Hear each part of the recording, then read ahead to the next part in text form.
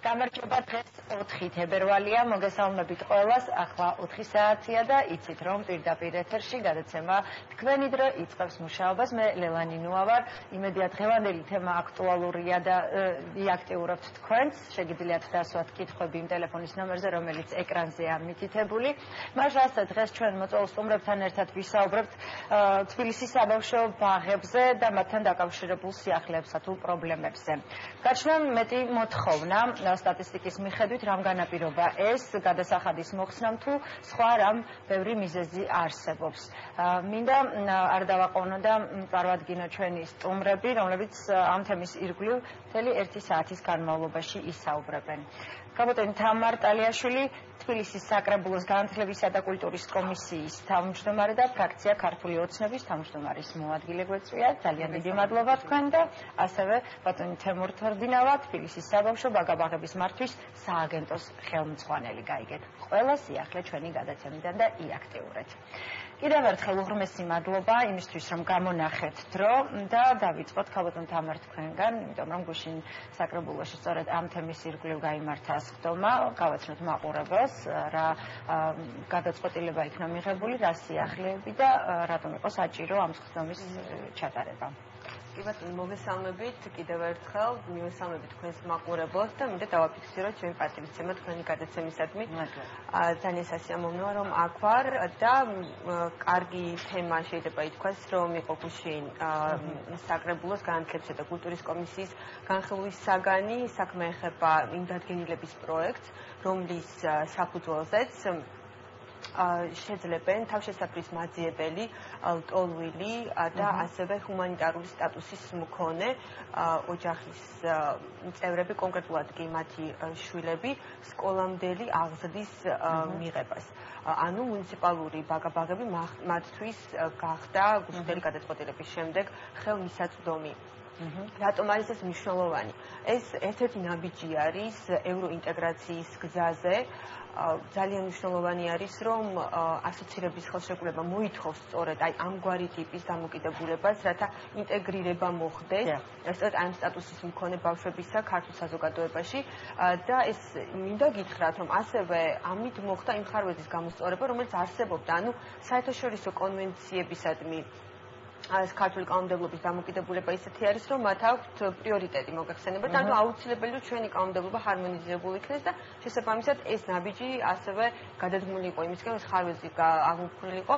ეხლა ის მოკითხვა რა სიკეთე მაქვს ამას ჩვენი ბავშვებისათვის დასრულდა ეს პრობლემა და რა დადებითად ისარგებლა. კი ბატონო, ეს ანუ დადგენილება შევიდა ძალაში და ანუ რას სიკეთე მოაქვს ჩვენი ბავშვებისათვის, საქმე იმაშია, რაც უფრო გახსნილი იქნება ჩვენი ბაღები და რაც უფრო მეტი ინტეგრაციის საშუალება ექნება ჩვენ ბავშვებს, იქნება ეს უკრაინიდან ლტოლვილი თუ იგივე შეზღუდული შესაძლებლობის მქონე ბავშვები, ანუ მეტად ხდება გაფართოება იმ დიაპაზონისა, რომელიც აუცილებელია ბავშვისთვის, რათა ის მზად იყოს 21 საუკუნეში აი გლობალური გამოწვევებისთვის. ჩვენ ბუნებრივია საძირკველს ვქნით ბაღებში, იმისთვის რომ ბავშვი შემდგომში, რომელიც უკვე იწყებს ყველაზე მნიშვნელოვანი ეტაპია. მისთვის აი ეს გამოწვევებისთვის, თანამედროვე მსოფლიოს გამოწვევებისთვის ის იყოს მზად.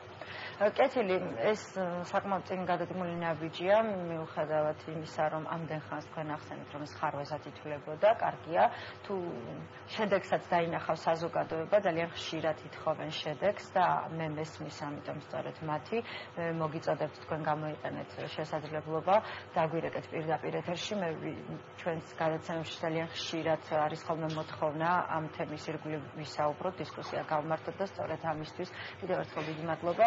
ბატონ თემურ, გადავალ თქვენთან კითხვით, განათლების სამინისტროს ახალი დებულება თუ ბავშვი 6 წლის არ არის, არ მიიღება სკოლაში. საკმაოდ დიდ პრობლემას შეუქმნის სააგენტოს, ალბათ დამატებითი ნაკადს რამდენად არის მზად სააგენტო რომ შეხვდეს და ამ კუთხით ვიცი რომ იხსნება სხვა ჯგუფებიც, დამატებითი ჯგუფებიც, ესეც სიახლეა და ამ თემის ირგვლივ მინდა რომ ინფორმაცია მიაწოდოთ ჩვენს ტელემაყურებლებს. მოგესალმებით, მივესალმებით ჩვენს ტელემაყურებლებს. დიდი მადლობა უპირველეს ყოვლისა მოწვევისთვის. რაც შეეხება დამატებითი ჯგუფების გახსნას, ახალი ადმინისტრაციის პირობებში 50-ზე მეტი ახალი ჯგუფი გაიხსნა იმ აღსავსებლებისთვის, რომლებიც სკოლამდელი დაწესებულებებში ვერ ხდებოდნენ წლების განმავლობაში. და ეს პროცესი გრძელდება, ასევე გრძელდება და დაიწყო იგივე ახალი ადმინისტრაციის პირობებში, იგივე მერიის ახალი ადმინისტრაციის პირობებში ახალი ბაღების მშენებლობა და ძალიან ბევრ რაიონში უკვე სამშენებლო სამუშაოები დაწყებულია და ეს პროცესი გრძელდება. რაც შეეხება თქვენს კითხვას იმასთან დაკავშირებით, რომ განათლების სამინისტრო 6 წლის თუ არ არის ბავშვი არ მიიღება, თუნდაც ერთი დღეს. დიახ, ერთი დღეს განამწყვეტია. არსებული პრაქტიკა გვიჩვენებს, რომ თუ მშობლის სურვილი არის და ბავშვს აქვს ვთქვათ 15 სექტემბრისთვის, როდესაც იწყება სკოლა, ის არ არის 6 წლის, მას შეუძლია გააგრძელოს საბავშვო ბაღში, ასე ვთქვათ, მიღება იმ სერვისის, რომელსაც ღებულობდა ის წინა პერიოდშიც. თუმცა მინდა აღვნიშნო, რომ ეს რა თქმა უნდა დამატებითი გამოწვევაა საბავშვო ბაღებისთვის, მაგრამ ვფიქრობ, რომ აღნიშნულ საკითხთან დაკავშირებით იქნება კონკრეტული მიმართულებით კონსულტაციები და ეს რაღაც ძალიან დიდ ციფრზე არ არის ამ შემთხვევაში საუბარი, თუმცა გეთანხმებით, რომ აღნიშნული საკითხი არაერთხელ დადგება დღის წესრიგში. ახალ სააგრძელო წლამდე ჩვენ გარკვეული პერიოდი გვაქვს კიდევ სექტემბრამდე საკმაოდ დიდი დროა და ვფიქრობ, რომ ამ საკითხზე მსჯელობები გაგრძელდება და რაღაც ოქროს შუალედი გამოსავალი იქნება ნაპოვნი. კი, გეთანხმებით, რომ ეს გადაწყვეტილება მიღებულია, თუმცა კონსულტაციები ვფიქრობ ამ საკითხზე აუცილებლად გაიმართება. ალბათ ქალბატონ თამარის აზრით საინტერესო იქნება, რატომ გახდა ეს აუცილებელი კონტინგენტმა იმატა და სწორედ ამიტომ თუ უბრალოდ თქვენი მოსაზრებაც მომავისმინოთ საინტერესო იქნება. კი ბატონო, მე მოგახსენებთ, რომ რეალურად ის რაც გაკეთდა ახალი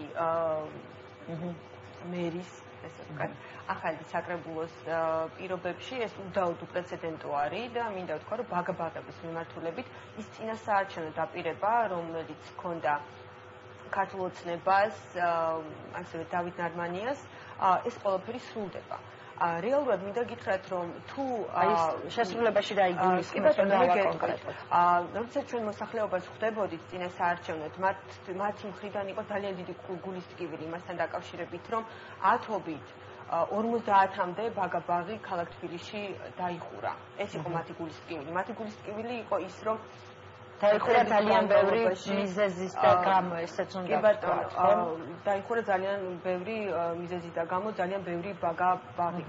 და ეს იყო მათი ძალიან დიდი გულისწყივილი. ასევე მათი გულისწყივილი ის იყო, რომ წლების განმავლობაში ბაღებში თანხა გადასახდელი არათუ იკლებდა, არამედ იმატებდა. რა გააკეთა ქართულმა ოცნებამ, მან გააუქმა გადასახდელი